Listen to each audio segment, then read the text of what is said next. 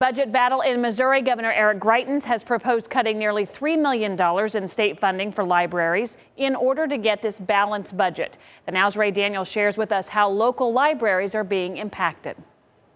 I just like books. I like to escape from reality for a little bit. I don't have access to a computer at home, so I use a computer access at the library.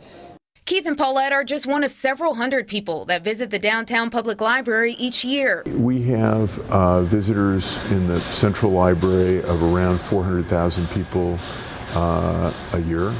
So we get a few hundred to 1,000 or more people a day.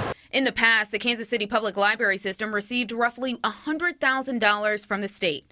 But because of the budget deficit, it's now receiving just half of that. But it's a problem that isn't a new issue. In recent years, that's been very challenged. Governor Nixon sequestered over half our money.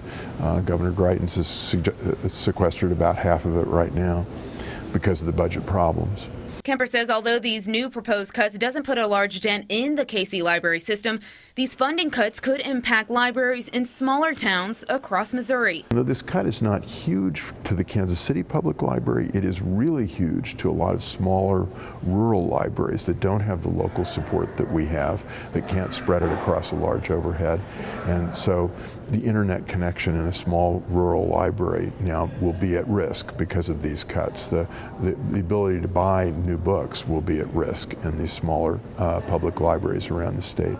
The Kansas City Library stated they have been in contact with the governor's office and hope to have a sit-down conversation to discuss the cuts in library funding. For the Now KC, I'm Ray Daniel.